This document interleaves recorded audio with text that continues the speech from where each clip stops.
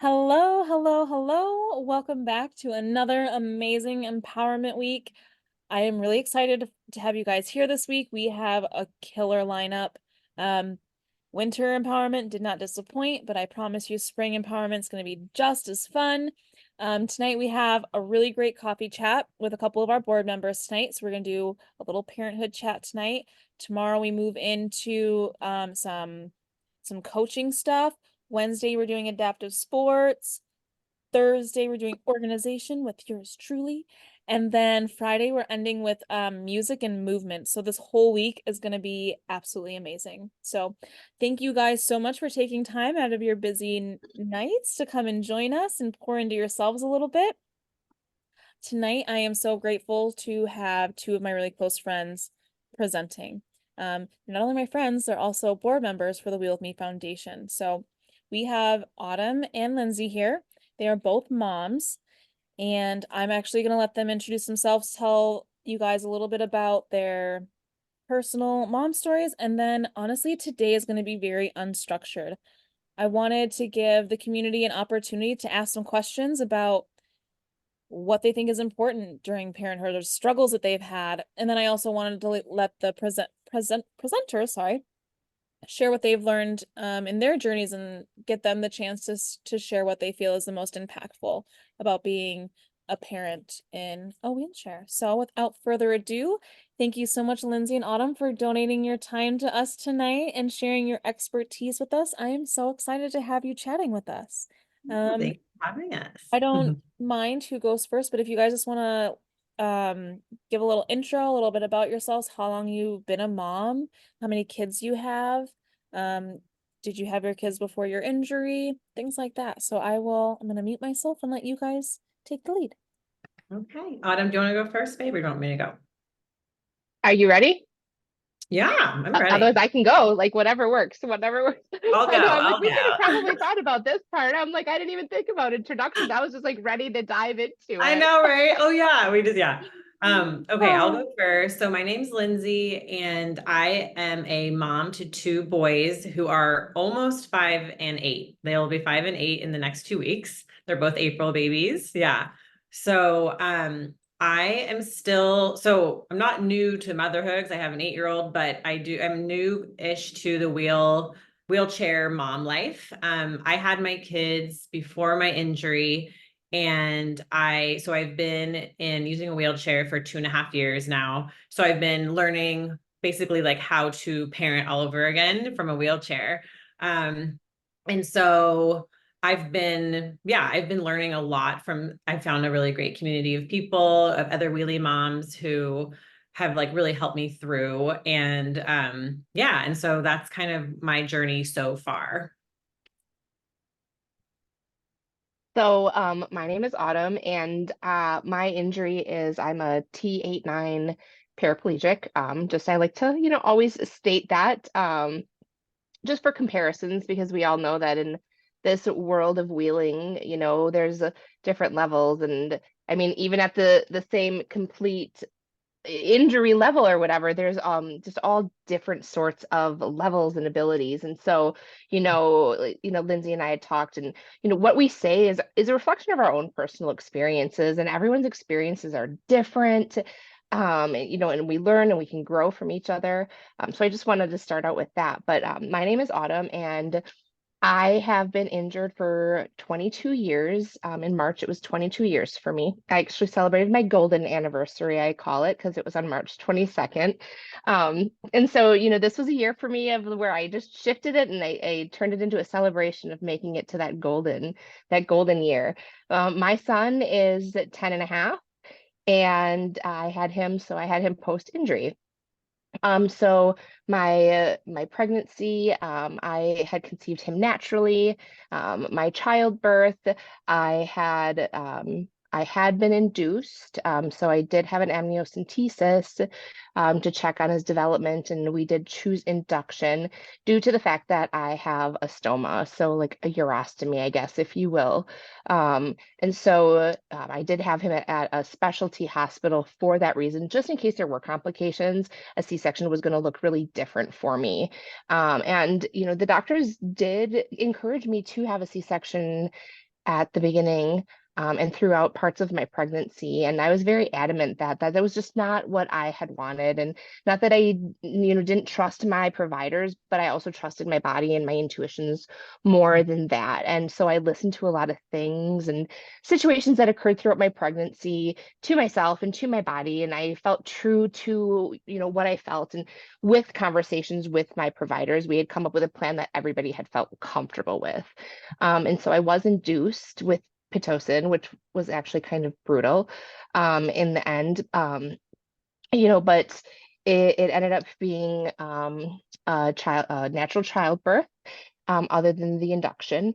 And I found out real quickly that the worst part about it was the inaccessibility of that hospital room and not being able to pick my own baby up. And that was kind of my true awakening of how those resources for parents with disabilities, or in my case, having a spinal cord injury and being not able to transfer at that point because they weren't letting me, and having the bassinet being so high, like that was my biggest barrier. And so really learning to advocate for my needs and my child's needs as a parent with a disability, to show them, number one, I'm competent. Because I think sometimes out there can be outside judgment. And I understand that in the healthcare profession, it is their job first and foremost to make sure that baby's safe. And so it's not always necessarily passing judgment upon us. It's a matter of not knowing what they don't know. And it's up to us sometimes to really advocate for that and show them what we do know, about us, about what we're capable of, and to be able to say, no, like this, I've got this. This is something that I can do. Or at the same time, being able to reach out and saying, you know what, I need a little bit more support here. What does this look like? Where are those supports? And having that plan moving forward, because knowing those are questions that they're going to ask us when we're in the hospital. Like, what is that plan, right? What are those care plans for taking care of your child, at whatever age that looks like? So, I know that I kind of went on and on and on, but obviously parenthood and, the things that I've learned and all of this is something that I'm super passionate about. And I always want to be able to be a resource to other people out there, whether we're within a similar level of injury or not. Like, um, baby wearing was such a huge resource for me when my child was a baby. And so there's so many different things out there, and they're made for all different bodies. And so that's the other part about things like that, is when you are going to find baby carriers, like, what do you look like? Is there's wraps, and then there's different brand names, and then there's different types, and some of them are squishy and some of them have clips, and sometimes clips aren't always accessible. And what can that look like? Or do you know somebody that can sew? And so as he grew and we progressed, the types of things that I wore him in changed throughout all of it. And so there was never any true consistency in what that looked like. You think about cribs and the accessibility of them, and what does that look like to actually lift someone as they get bigger and bigger and bigger, right? And being able to put them into their crib or put them into a pack and play and allow you to keep them safe, with knowing that, if you put them on the floor, it may be difficult to pick them up. Do they have head control? Wearing bibs was like our constant. Once he had head control, I would put him in like those Oshkosh Bagosh bibs, because those ones, in my opinion, had the best clips at that point, which was, like I said, 10.5 years ago. Things may have changed. PSA, check your clips. I'm not like condoning. This is just what worked for me. And I would literally, if I wanted to put them on the ground, I was able to grab that and use that and put them on the ground. And, so trying to utilize the resources that you have, and in getting creative in some of those things, getting them into a car seat. What are you driving? You driving a car? Are you driving an SUV or a truck or a van? Or are you not able to drive at all, where you need to help guide somebody on how to install that car seat? And thankfully now we have the internet and we have social media and we have the ability to reach out to these resources. We have car seat technicians who are out there. And so if you ever have any questions in regards to car seats, I myself am not a car seat technician, but there are local resources that you could be able to find for things like that, Mm. to help get your car seats installed, to make sure that they're installed correctly. And YouTube also, it's a great resource for helping people, making sure that those are installed correctly based on, if are you using a latch system? Do you not have a latch system? Are you using your seatbelt? Because I know that was a huge struggle for me. I don't know with you, Lindsay, with car seats, right? Like Mhm. it's so much difficult to, like, you can't get your knees in there and like Mhm. cinch that real tight. So that was Mhm. always hard. Yeah. Yeah, that's a big one. Yeah, my kids are, since they're like, getting to the little more, they don't need them. I mean, they do use them, both of them do. But yeah, I remember when I first had to, even when I first injured and I was just thinking about all these things, like when I was, because I had a frame of reference that was, using my non-disabled body to do all these things. And I remember just being like, I don't understand how you do anything. Like I just, it wasn't computing, you know what I mean? But then I think what was helpful for me was to kind of do a lot of research. I did a lot of research. And then I ended up just being very lucky in terms of meeting a lot of other wheelie moms who had a lot of ideas and resources. And yeah, but then we had to kind of figure out like what kind of car makes the most sense for our whole family, rather than just like thinking about a car just for me. And so we ended up getting like an adapted van. And so that made it a little bit easier where I could go into the ramp and then help them out with their car seats. But yeah, I mean, there's so many things. But I think what was interesting for me when I reflect back is like I remember thinking, like, how am I going to keep them safe? Like when I'm in a wheelchair? Like that was like my biggest question, because I would just think about like, well, what if they like fall down, or what if they run off, or I don't know, just all these like, of course, worst case scenarios would come up in my brain when I was laying there paralyzed trying to figure out life. But then when I came home, it was interesting because I feel like I mean, I am lucky. I have very, very kind of like chill boy, not chill, but like they're not chill. That's not the right word, but they're not like totally crazy active boys where they're like running away and doing crazy things, but they're pretty like they want to keep close to mom.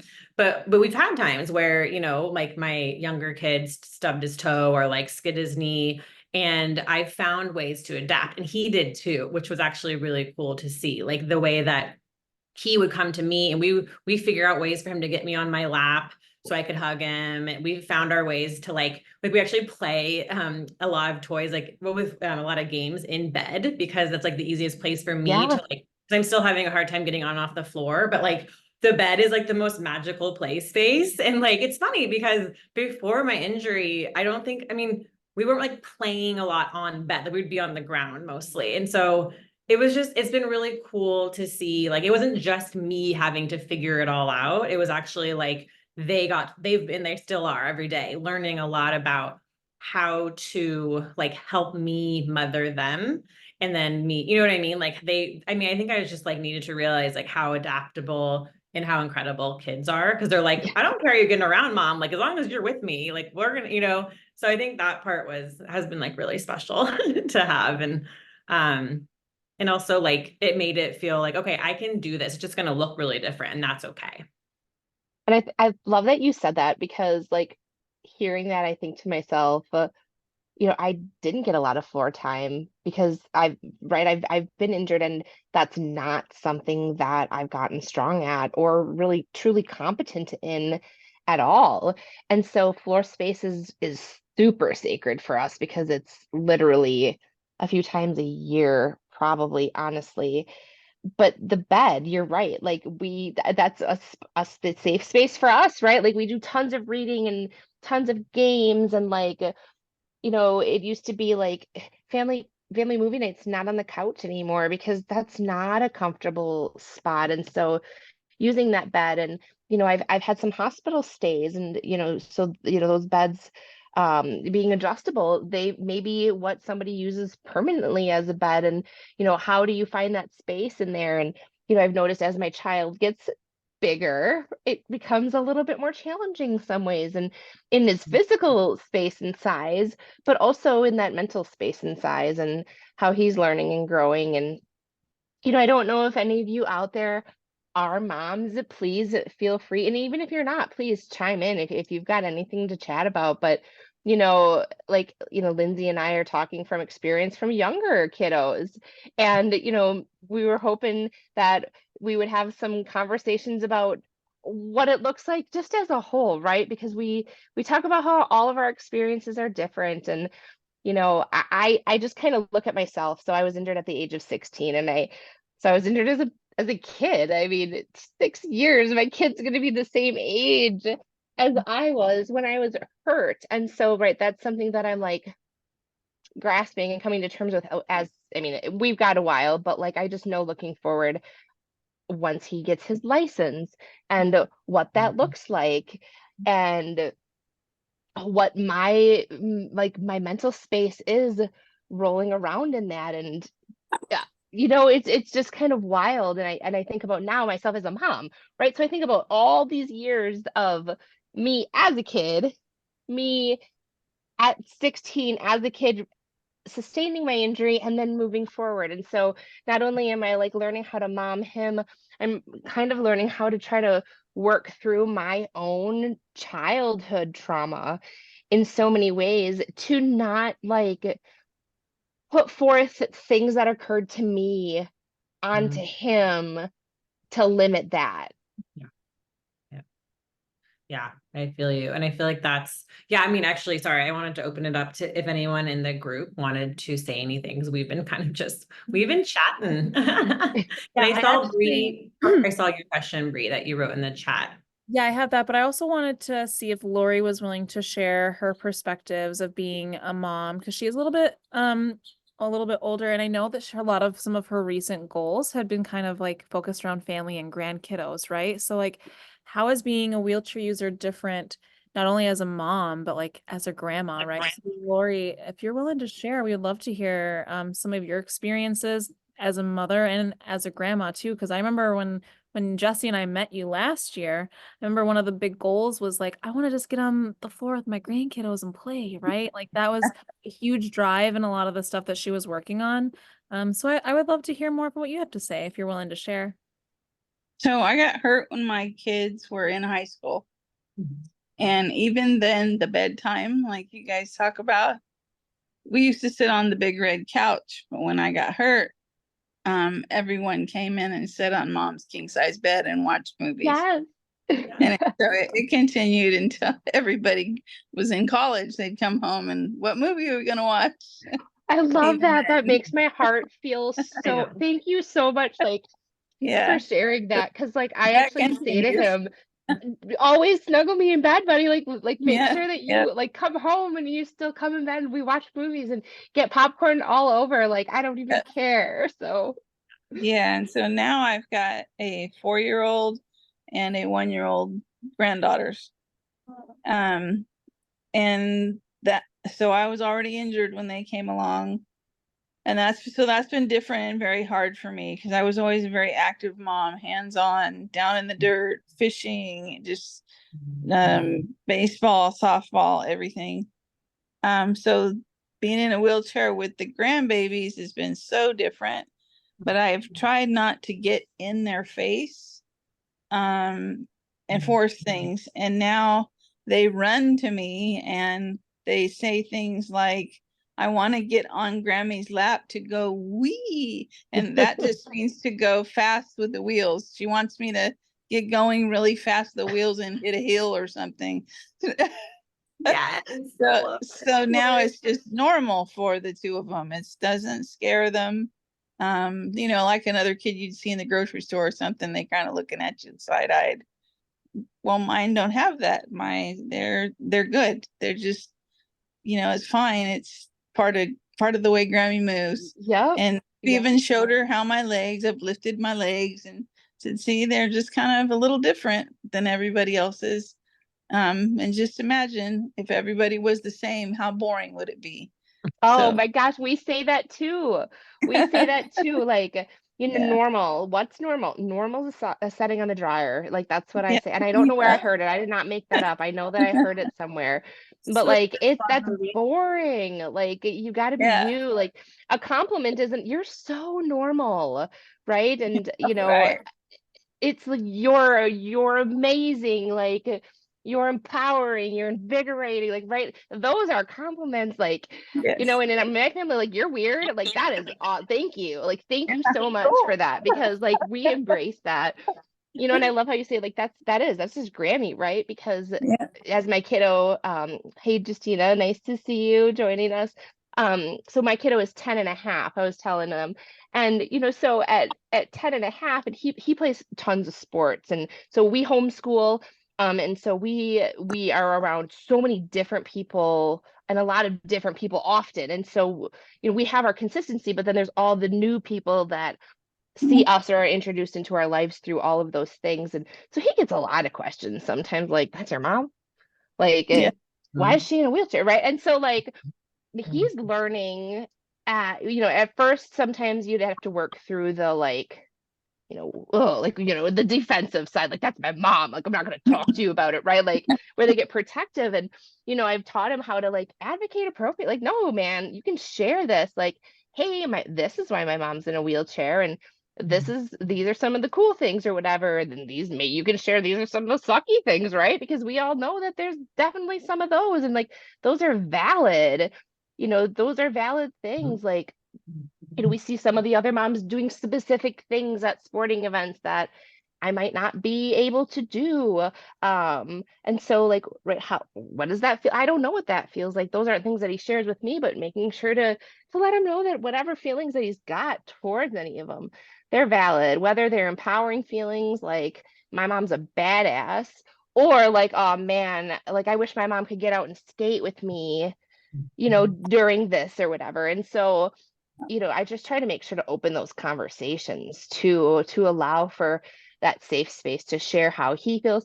I share how I feel about those. Like, what, dude, like, kind of bummed me out that I couldn't skate with you guys tonight, or, whatever. And or if I can find a way to adapt, what Yes. does that look like? And so, well, not this last year, but the year before that, actually got in a sled, like a ski sled, like for sled hockey. And I got out there and I skated with them for a little bit. I feared for my life, and I would, like I said, out now that they're big, I will never do it again, because like, that's a whole couple years, and kids grow way too fast. Like, I fear for my life. I'm really low. But those kids on his team, his whole team still talks about it. When I showed up to the last, like, parent versus kids game, they're like, where's the sled? And I was like, sorry guys, like, you would crush me this year. Like, and they're like, no, we would be careful. And I was like, you're like 10 and 11. Like, as careful as you want to be, there's still that, like, brain development that you're not always going to see me there, kids. Like, I gotta be careful. But yeah, like, what does that look like? And learning how to, even if you're not feeling good about it, or even if it bums you out, like, those feelings are okay. Don't be ashamed to have them, or don't, like, try to ignore them or push them away, or say, oh, maybe give yourself a reason why you shouldn't have them. Like, we hear sometimes, maybe, like, the buts, you're like, oh yeah, I know you feel that way, but like, you should just feel so lucky that you're here to see them. I do. Like, don't ever invalidate that, right? But like, also validate the real feelings of, like, man, it really sucks that I can't just, like, hop on the ground and play with my kid. That it's got to be like a planned event. Or, I fell once getting into my vehicle, and like, what that looked like. And thankfully he was at a point where he was able to help me. But like, working through that together, what that would have looked like if he was younger. Um, and knowing that there's literally nothing that you can always be plan, like, you can't plan for all of it. So, Other people fall too. Other people fall too. It's just, exactly. that's True. how I've been with my kids and the grandkids. It's like, it's no big deal, guys. I mean, that lady right there could fall right now. Just don't worry about it. Mhm. Just takes me a I usually am real long giggling to time to it. get up. Yeah. Um, Justina, thanks for joining us. I've been watching you kind of nod your head a lot. I would love to hear some of your thoughts and perspectives on this. I don't want to assume anything, but if you're a mom, let us know like what your experiences are as well. Okay. Yes, I actually am a mom. Um, my car accident happened. My daughter was actually injured with me while I sustained my spinal cord injury. That was back in 2011. And I was in the hospital for like 6 months recovering, and she was a wheelchair user as well, which I had no idea about because it was so much, at the time. But she kind of got out of the wheelchair a little bit over the year. She had broken her femur, and now she's 15. She was 2 years old at the time. So a lot of what you guys are speaking about, I've been going like that was my biggest concern when I was able to finally speak and use my voice. I was like, oh my God, because a lot of it, your first stages are like now.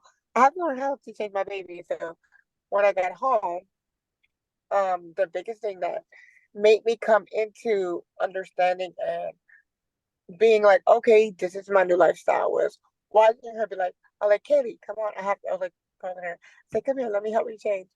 And she was like, she looked at my hands and she's like, no. And so she tried to do it herself. And I was like, oh my God, yeah. So that's when I kind of started pushing on. And she's been like pushing forward with advocating for moms living with disabilities, different other resources like that.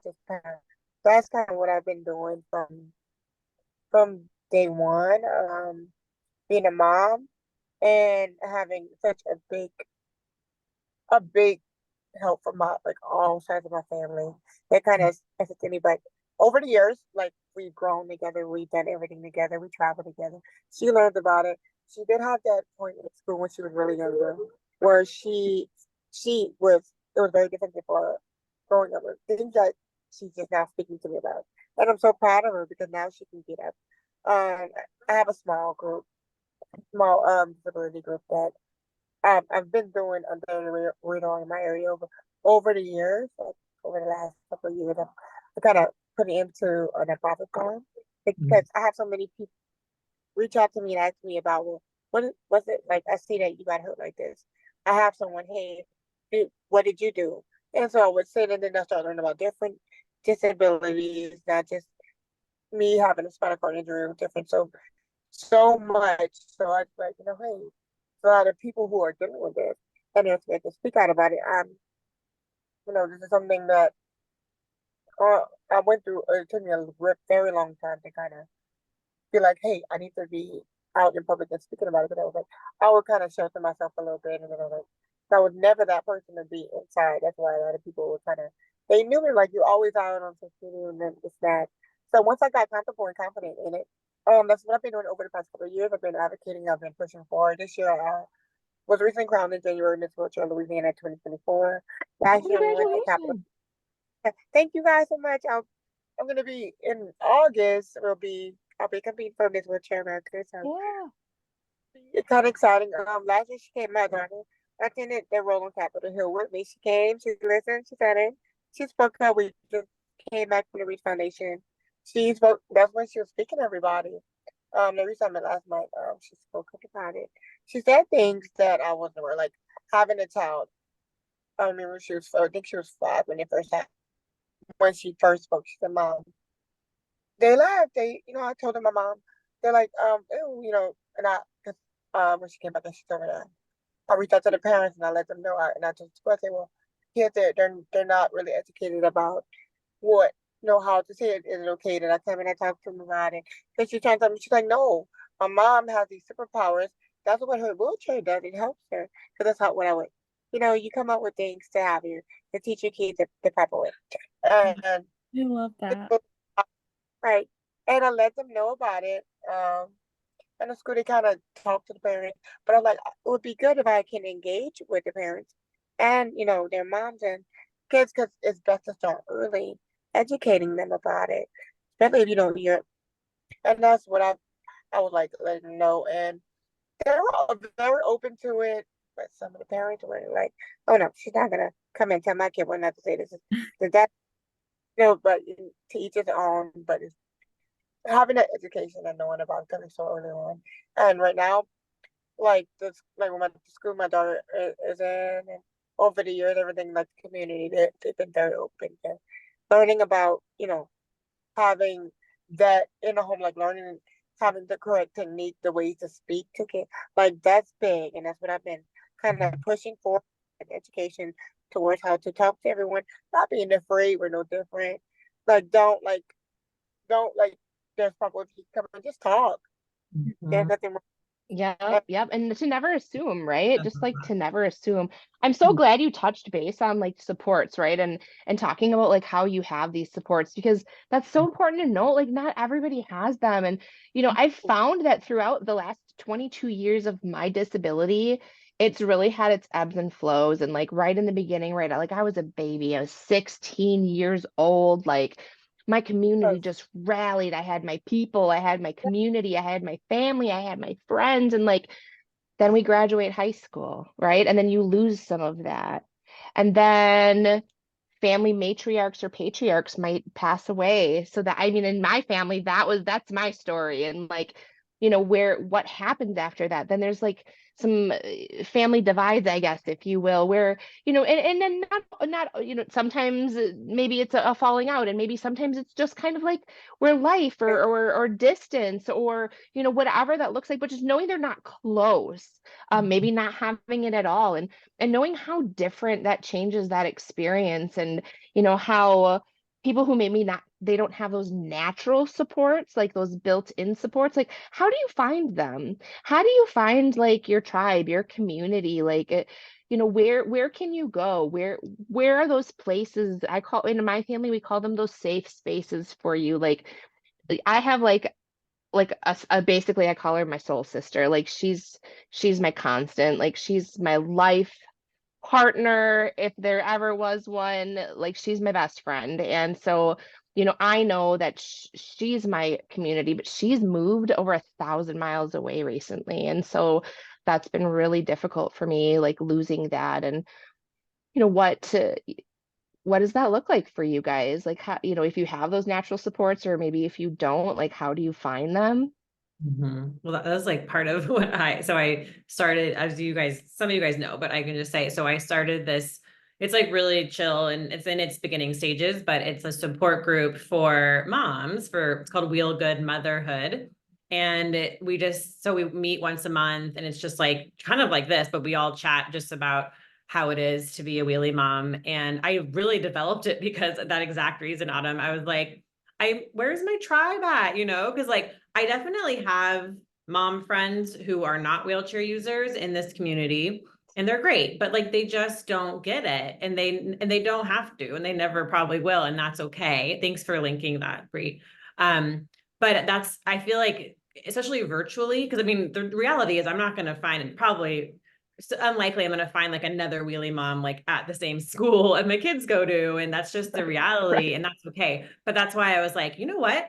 We have this thing called social media and we have this Yeah. thing called Zoom. So what if we did a group? And so that's why I created that group. But I think also just being able to just go on like Facebook groups or whatever else. And there's a lot of resources, I think, if you just know how and where to look and if you just put Mhm. yourself out there. Because like that's what I had to do when I first got injured because I didn't know anybody. And then I just like joined these random Facebook groups and just like was like, hi, I'm Lindsay. I'm Yes. easy mom, be my friend. And like, and most people are like, yes, like let's, and it's had a good reception so far. And it's been cool to be a part of, but also like, that's exactly why I did Autumn. Cause I was like, I feel like I'm missing that tribe kind of vibe. And actually yesterday, I got to meet up with two wheelie moms who I Oh met my in gosh. real That's life. cool. It I was love really cool. that. We were like, oh my gosh, like yeah, it was really special. And it's just like that feeling, of just like, they get it, we get it. And so, Yeah. I don't know if you guys ever feel called to do something like that in your community, like the people might have to travel, but honestly, like it was so, because we weren't all in the same town and, we wouldn't have Yep. known each other unless we had done this. So that has been really helpful too. And I that's love that. I was lucky enough to meet someone in the well, I was in the hospital, and she was older than me, and I consider her my mentor, and she was a mom at that time, and but she was literally like one of the only females with a spinal cord injury in a wheelchair that I had really met, and I had seen a few people in wheelchairs, but I mean, I live super rural. So I would have to travel like into town, we'll say, right? Like 30 minutes, depending on where we're at, maybe a little bit more. And right, like you'd see someone at the mall wheeling around and like, what do you do in those situations? I'm not gonna be like, oh my God, I'm in a wheelchair, like, let's talk, right? I But do like that. I at the actually same do time, that. I have, do. but like I read their body language, right? And so like there's like some of them in my town, and like come to find out it's fine, like it's fine. But like, maybe they don't want to talk, and maybe it's like weird, or maybe they're busy, right? Like, no, I've got kids right now and they're wailing and I need to go and I'm sorry, I just don't have space, right? All those reasons are valid and fair, because no, I have totally done that before too. Like, oh my gosh, let's bond right now, this instant, because I want to be your friend, right? And so depending on that situation, but you're right, Lindsay, like starting something like that in your community, and like what could that look like? And granted, sometimes like that in-person stuff is hard, but yours is via Zoom, right? And so even though it's in your community, you still allowed it to be accessible to everyone. And I think that's so cool. And I know we talked about it because I wanted to join. I always have a work thing on that specific date and time right now. So this summer I won't. So keep it going so I can join at that Oh point. yeah, and I might add But another yeah, day. So just stay tuned. no, Yeah. that would be awesome. But yeah, no, I like it's just so important to find those supports. But I agree with you. Like Facebook was like my thing. And I mean, I don't know, it wasn't like super new, but like it wasn't what it can be now. But like even baby wearing. So I think that was the one of the hard things for me, was putting myself out there in the able-bodied community, but asking for assistance for something, like, to make something accessible, like, right, like, but I've really learned in the last 10 and a half years that sometimes the best thing I can do, even if nobody has an answer for me, is to put it out there, because that is what's bringing that level of awareness, right? And so even just this last year, like I said, we homeschool, and my best friend moved away, and so she was one of my like constant supports, and so we would do a lot of events together, because I know she had my back if something wasn't necessarily totally accessible. And now my dude is big enough that he can push me out of the majority of the situations, and so we've just got that, and so we've explored outside things more, or we've attended more events that maybe we wouldn't have, because we've kind of grown in that confidence with what together we're capable of and what our limits are together. But we've hit some situations that were unexpected, and being able to reach out to a couple of the people that we were meeting, and I'm like, hey, like, this is where I'm at. I'm feeling super vulnerable and sharing this. And even 22 years later, there are some situations where I'm like, it feels like such a vulnerable thing to say. I don't know how to find parking to get to the park, right? Like, and so I've opened up to a few parents this year, and like we had a moment last month of like bonding together, of like they thanked me for being vulnerable and sharing those things, because they're like, I freaking went somewhere the other day and I thought about you, and I was like, hey, like, and they're starting to like get Yeah. these like advocacy things going, because they're also noticing these things. And so they like these little seeds that we can plant throughout our journey, whether it be motherhood or not, right? Like, it's in everything, and sometimes those seeds, it takes a minute for them to sprout, but you put them there, and eventually it'll happen. So true. And so I know that you guys have kind of shared a little bit about the resources and that kind of stuff, but I wanted to kind of ask Lindsay. I know she touched on this a little bit in the beginning, but because I think the transition was probably the hardest. Was the transition the hardest part for you, or do you think it's the navigating things now? Do you think it was just that initial change that was kind of the hardest, or do you still see just the world in general, or parenthood in general, just being overall kind of the same in terms of challenging? Well, I think the transition was really hard. Yeah. And I think it was because there's a lot of complex grief that you're also experiencing and trauma, like Adam was talking about. There's like trauma and grief, and you also kind of have, and you're like you're trying to figure out what kind of rehab you can do, but to conserve spoons, kind of that whole idea, like how many spoons do you have in a day, and like to conserve spoons to then mother.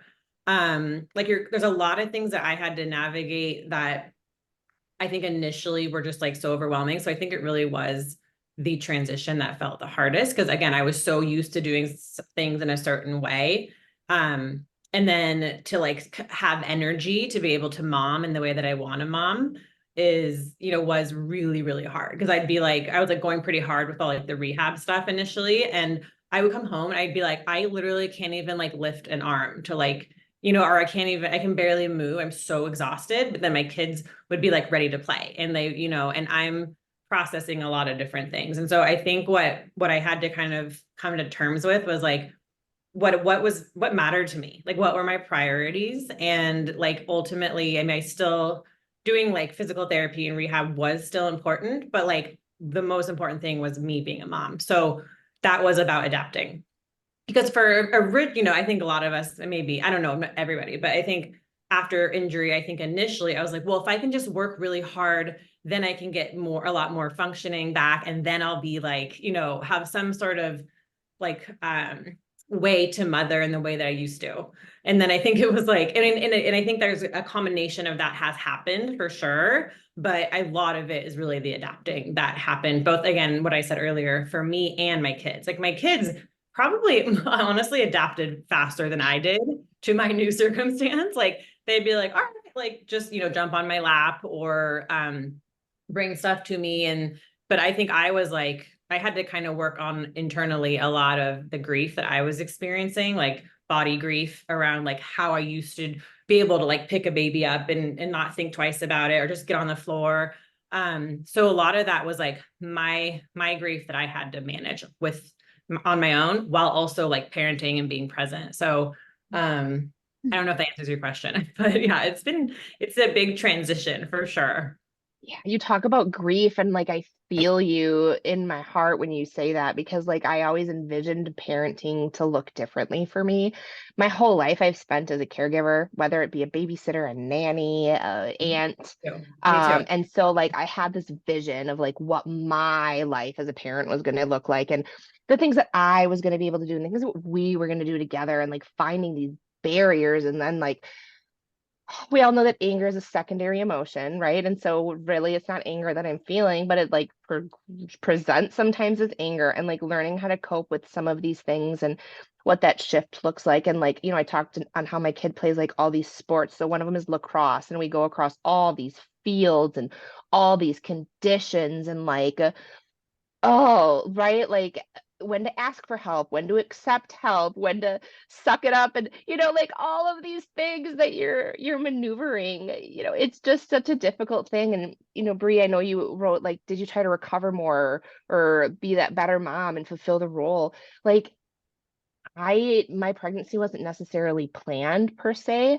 Um and so, I mean, it wasn't prevented, but it wasn't necessarily planned either. And so, like, I had all these intentions of I'm going to get stronger and I'm going to do this and I'm going to do this. And like, ultimately, now I got pregnant and I got big, and then I had to function pregnant and transferring and stuff like that. And so then I think in the beginning, especially, I like, and now sometimes I think I still deal with some resentment towards myself of, I shoulda, woulda, coulda, right? Mhm. Like we're full of those darn things, those shoulda, woulda, coulda feelings. And I think we can feel like that in any aspect of our lives, really, truly. But like as a mom, those shoulda, woulda, couldas hit me harder. And so part of this process of like dealing with like that grief and that trauma that you talk about for me, Lindsay, is learning how to like, maybe, I don't know if forgive is the right word, but like be kinder and more gentle and compassionate to myself in those feelings. And right, I'm really great at talking about accepting those feelings and acknowledging those feelings, but I'm not really great at what to do with it after the fact. I know that they're there, but I don't know what the heck to do with it after that. Hey, Mm. Justine, I see your hands up. Yeah, I was gonna call her in, and I wanted to thank you guys all for sharing. These are really tough emotions and really tough topics to deal with, and I want to just be frank, and this is the reason why I choose not to be a parent, because I just don't see myself being the mom that I wanted to be, and that breaks my heart, right? And that sucks that because I've been injured just, my injury was in 2011 as well. So I've been injured for 13 years also. And so that long ago, I just like immediately, I was like, I can't be the mom that I envisioned me to be. So I'm just not going to do it. And like, I could obviously change that, right? That's just me being a stubborn woman. But I think you guys can relate to like, I don't want to put myself through that struggle. I don't want to put myself through those emotions. My body's already been through enough. My my close friends know that my life in general is like really messy, right? Like just Right. without adding more children into it. And so I want to commend you guys, especially like Autumn. Like, I mean, Lindsay, you were injured after your children. So you're stuck in mom life no matter what. But Autumn, like you had a choice. You did not have to go into motherhood, and you looked at that and you're like, all right, I'm about to take this really hard decision. And I any woman you and I say Chelsea Hill just because she's like recently had a baby in our community, and she's one of the only other few moms. There's a florist in California. I can't remember her name. I know Oh her. yeah, yeah. She's in the group. Polaris something is her Like, Instagram handle. I forget her name, but yeah, I know you're talking about. Yeah. And so women like you, I look up to you guys so much because I have so many other I am that people pleaser. I'm that caregiver now that I'm already taking care of enough people that I can't do that. And I think what you guys are doing is really beautiful. And it does kind of it's like this morning thing, like I'm never gonna have my own baby, and that sucks. I mean, and that's a choice that I'm making, right? And like if me and Jake accidentally get pregnant, that's a different story, and I'll deal with that as it comes. But I mean, I've just what you guys are doing is really hard, and I'm not strong enough for that. No, Bree, what you're doing You is really are. hard. And that's valid too, girl. Like that's hard because I never even thought about that. And so, right, I'm dealing with that after grief, and you're Mhm. dealing with that grief of acknowledging that now. And so like they're all hard, you guys. At what level, right? Like it's never of who's harder or what, but like it's all fucking hard. And we're just doing what we can every day, every moment, like day by day, minute by minute, second by second of just surviving and doing what we can do, the best that we can do at what capacity we're at. Like, okay, sorry, Justina, like go, girl. No, that's okay. Also, much of what I've experienced, what I've been going through, what I go through every day. And Brianna, yes, it's okay, trust me. I've I've met and spoken with so many women and guys as well who've been wheelchair users and are caregivers of someone with disability that because of the things that they see, the hardships that we go through and the struggles that they get scared out of. Like my sister, she never thought that she would ever she didn't want to see herself having a kid anymore. Me watching everything, all the adversity that I had to go through as a mom in the world after my accident happened. You know, seeing me go through what I went through with my daughter, with my mom, things that happen in society, how sometimes would be like a slap in the face, how certain, at the time it wasn't as known, especially in where I'm from. And then over the years, people learned, like they learned and they understood because I was educated a lot about it. Speak to people, but they just still some of the ignorance about it. But that's okay. I mean, but I could a lot of people like I could go through some of the things you were able to face and bear. Like it's very, very tough and you're still doing it. But I am so glad that you guys are part of Free so much.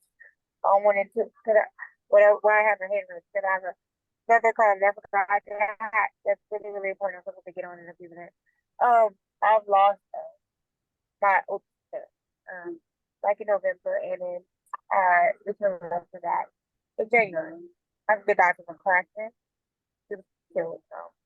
Working I'm so sorry. Oh, it's okay. And it's okay. It's a lot. But me being having my family so close knit, and then my dad, he passed away from a heart attack. So we've taken on the role. Well, I kind of have my sister, my younger daughter, which I have my other niece as well. I've over the years I've learned to deal with the grief, but experience of my daughter being so close with her aunt, my dad, everyone. What advice would you? Because see, I can speak with her personally, but there's certain things that I can communicate with her. I can see her going through some of the emotions and some of the things, like the pain that she like these are important to that from from my accident. Have you guys ever had to deal with such a close loss, like in your family, the fact that the way that you parent, that's a question that I have for everyone. Yeah. How would you go? What advice would you have that you could give me on how that I can kind of still like I'm doing fine with it, and I speak to my daughter a lot about it. But I also have my nieces and other family, like young kids that me not only me but me and my mom.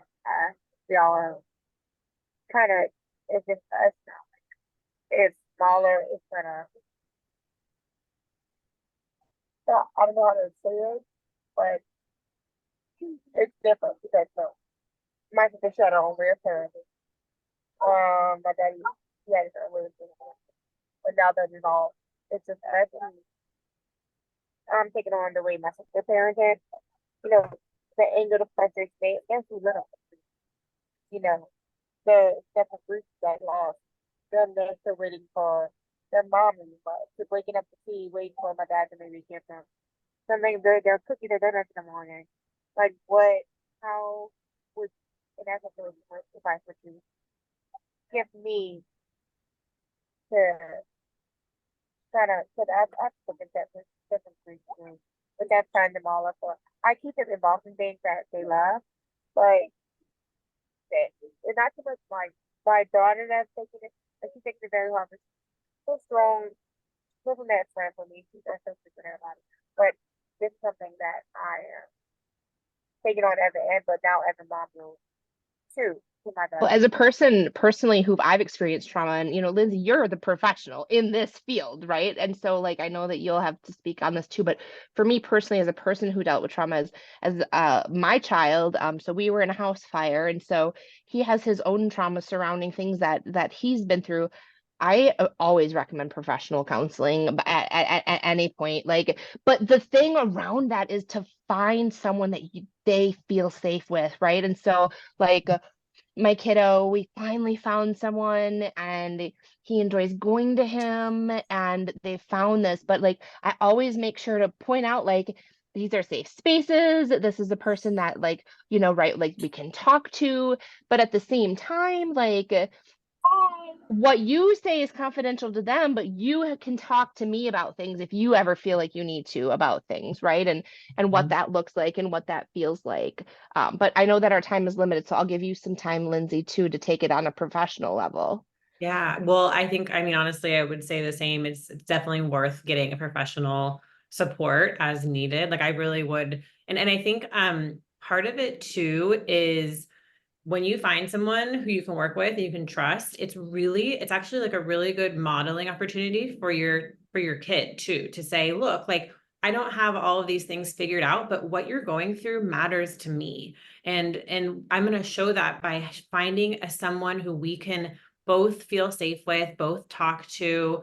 And a big part of it's going to probably feel kind of uncomfortable at first because you don't really know this person, but this is a person who really knows a lot about some of those scary or hard feelings that you're dealing with. So but I think it can be like this ultimate beautiful communication to your kid. Like, I see what you're going through is hard and I want to help you. And this is how one way that I can help you support that. And then you can get resources from the therapist to, you know, find ways to like even just nervous system regulation strategies, right? Like, because if you're in a trauma response, you're usually pretty in a dysregulated spot, right? And so even just having like strategies that you know about that they can use. And everyone as a family can practice together, right? Because like we utilize those so much. Like as Right. a whole, like in my family, like we're a bunch of neurospicy people too. And so like you add that into the mix of all of this other dysregulation and the things that are these dysregulators. And Yeah. like what do you do? Like everybody stop. Where are we at? Where are we going to meet? Like, and does it always work? No, like, but also bringing that awareness and like, so we use the word toolbox in my family. Like those people that you find are going to help provide tools. And that's how I brought it to my kid is he has tools that I haven't quite gotten because he went to school to obtain these tools. And so that's like how I've broken it down for him and my family is like we have all these tools to put in this toolbox and like all these tools are used for different things. We can use the same tool for different things depending on what works.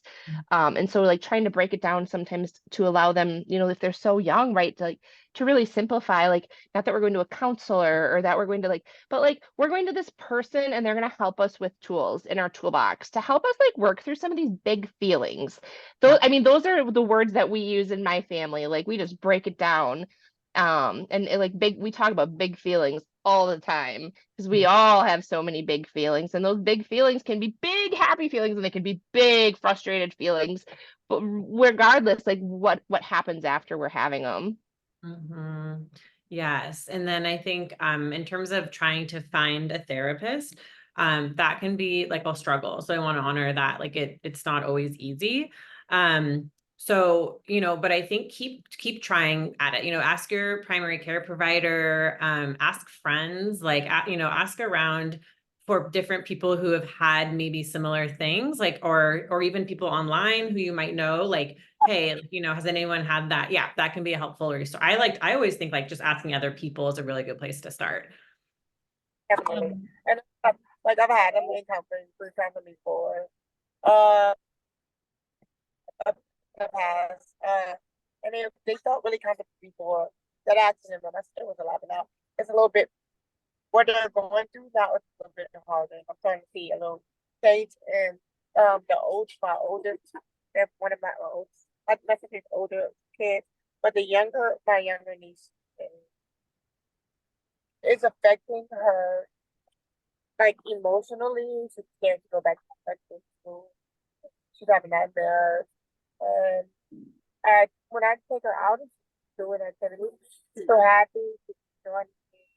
But when we get her to talk about it, she gets like she gets a girl and she gets scared and everything. Taylor's been openly speaking about it. She likes to talk. She's willing to express her words. That's why I'm very proud of her. I've had them and I've tried two different counselors that were they were not they but there's this week I have taking them to back to someone who I had them really speak to a couple of years ago. I hope it goes Yeah. well with yeah, I want to follow on with that go. But thank you all that advice and everything. And then Yeah.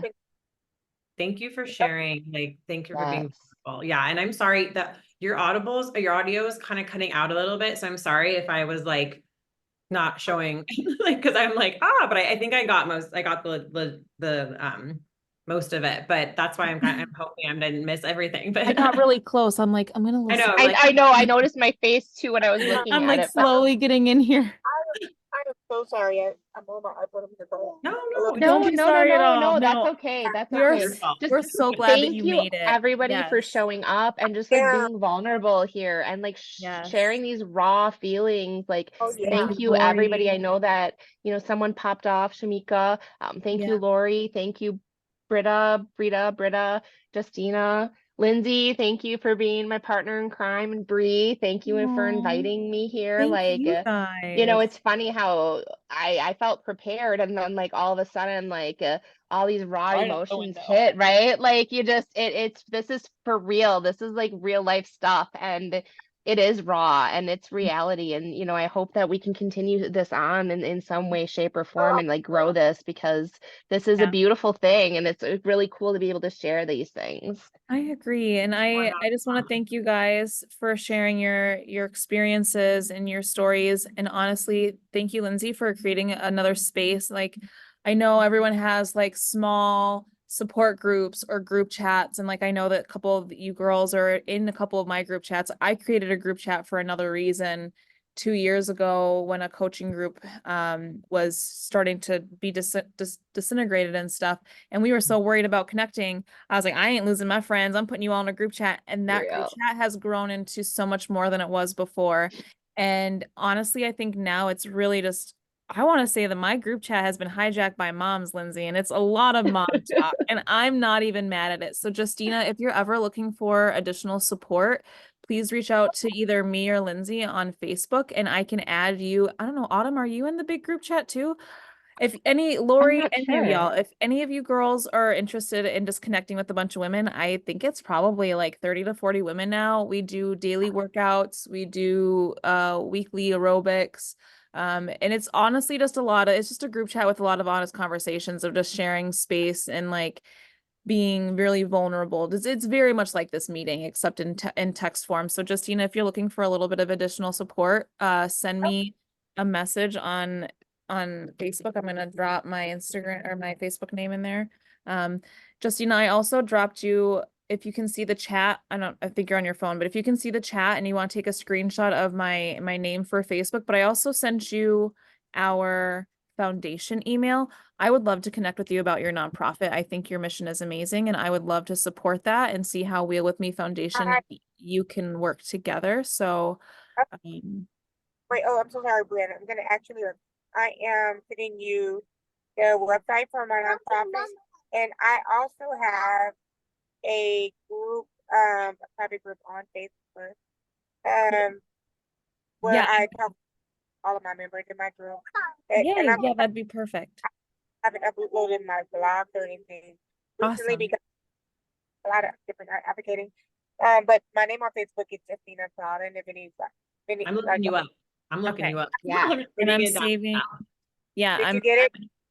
yes, ma'am, I got it. And I'm gonna save it. I have a personal assistant text thread in my phone. We're gonna text that to me right now. I'm also gonna text your name to myself as well, because I'm gonna do the same thing as what Lindsay's doing. I'm gonna look you up on Facebook and I'm gonna get you added into this crazy, amazing group chat full of women. Um, to be honest, a lot of them are from Canada. They're all Canadians, I but love it. I they're love it. amazing. Um, but we have gone over on the time and I want to respect the time of our presenters and your guys' time as well. But I am really glad that this coffee chat went so well. I'm hoping that we can do another one of these in the fall.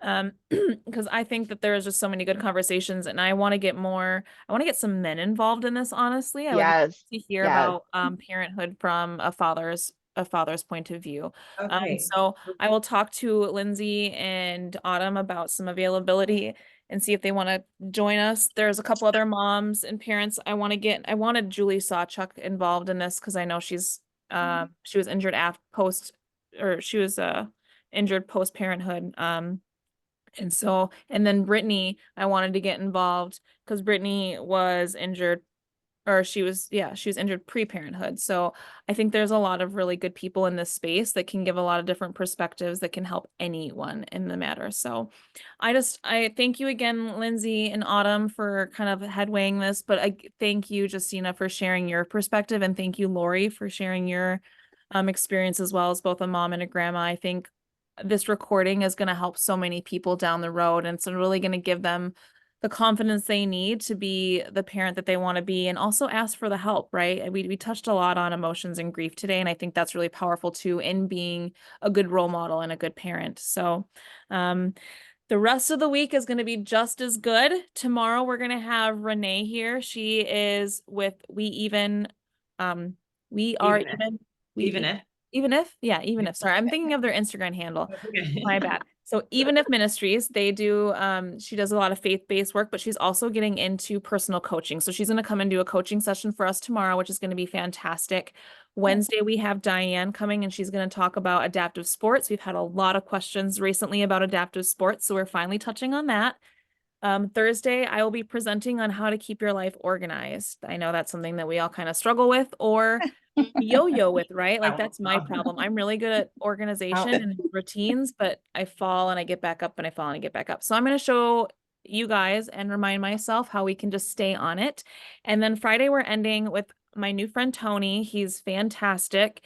He's going to do movement and music. So it's all going to be motivational movement and music. So it's going to be really great. If you guys have time, please sign up for the rest of the week. We would love to have you guys here. Thank you for donating your time to us girls. And thank you guys for just investing in yourselves. This makes us better wheelies, better parents, better caregivers in general, right? Like I'm not a mom yet, but this makes me a more well-rounded human as well. So thank you guys all so much. And I hope to see you guys tomorrow. Thank Thank you. you, Bree. Bye. Bye, everybody. Bye. Nice to meet you.